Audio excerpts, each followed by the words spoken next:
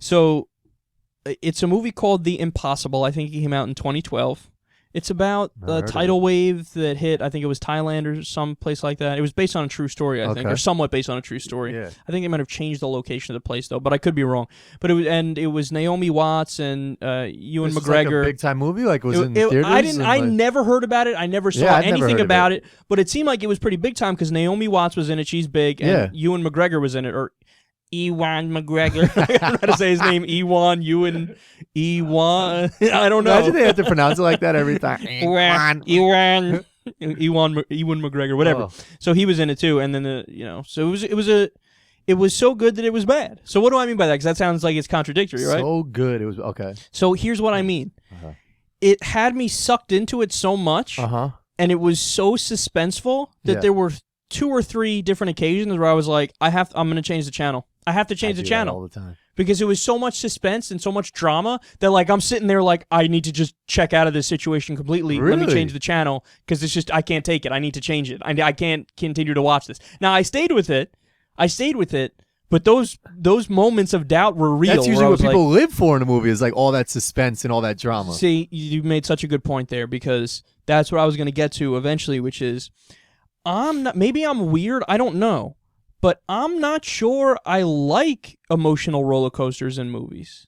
Really? Yeah, because you just want like a just a perfect fly through movie? No, but see, that's the thing. I don't know what I like out of a movie, which is why I'd be such a terrible movie critic. Because there are movies that I've seen that everybody else hates, but I love, and vice versa. Movies everybody else loves that I hate, and some I'm in line with majority people or the critics. But I don't have a particular criteria for here's what I need in a movie to like it. It just needs to catch me based on no objective standards whatsoever. I was going to try and find a movie that I know you love, like Training Day, and try and like see what goes on in that movie to try and base it off of possibly like other but you can't do it because there's some suspense in Training. I mean, like sure, there's some absolutely. He's in the bathtub. That's like I wouldn't even. I mean. It's a good movie, but I don't know. There's no format or formula in that movie that you can replicate in other movies to make it good. That movie's uniquely its own. Yeah. You know what I mean? And that's what I need. I need something that just strikes something where I just go, that's good. And again, I don't have any criteria for it. And I don't know if that's weird or not weird or whatever, and that's why oftentimes I disagree with people vehemently on hey, I like that movie, hey, I didn't like that movie. You know what I mean? Yeah. And I honestly, this is one of those things where some people who listen to the show, they probably like my stuff on politics or whatever. So they're like, oh, I trust Kyle's opinion on movies. Don't. You shouldn't. Because I don't trust my opinions on movies. Like when I see a movie, if I like it, like I'll know that I'm embarrassed that I like it, but I like it. You know what I mean? Yeah. It's one of those things. So yeah, I didn't there was so much suspense that it made me want to change the channel. It was so good that it was bad. And I'm not sure I like the emotional roller coaster. Now, in that movie, spoiler alert, okay, for everybody. Spoiler alert. It ends up working out. Like, it works out in the end. But there's so gigantic chunks in the middle where you're like, this is fucked. It's fucked. This is fucked. I'm about to cry. This is terrible. I can't believe this is happening. How did they make the movie go down this road? So if it ended badly, would you have been mad at the movie? See, and this gets even weirder now because, again, great point you make, Ben.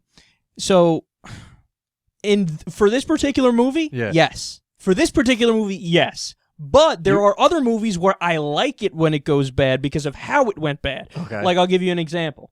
Again, spoiler alert, but this has been out for a while. Shutter Island. Yeah, if you haven't seen Shutter Island. Yeah. I know, I'm giving spoiler. Spoiler alert, this came out in 1965. No. So, why? Why for Shutter Island? Because it fit the plot so perfectly that he was crazy.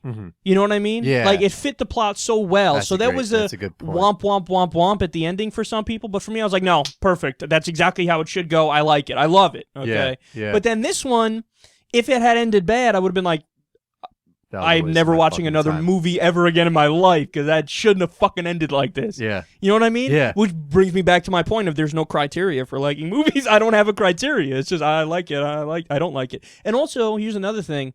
I'm massively biased, I think, when liking movies or not liking movies as to what my feelings are already going into the movie. Like, if I'm in a good mood going into the movie, I'm probably going to, there's a better chance I like it. Point. I was just talking about this with someone the other day, and I'm going to quickly just change the subject. That's like when you go see a comedian or you go see anybody you really, really, really love, and you go into that like comedy show like this guy's gonna be the funniest guy in the world, and you go in there and he completely bombs, but you're still laughing, and you leave and you're like, that was the best show ever, and then someone else goes and you're like, yo, that wasn't funny at all. Every joke was like a dud. He's like, no, but it was Aziz Ansari. It was Louis C.K. That shit was mad funny. Yep. So like you say, if you go into a movie expecting we all have a bias, it to be hilarious because it's what is it, Anchorman 2 or right.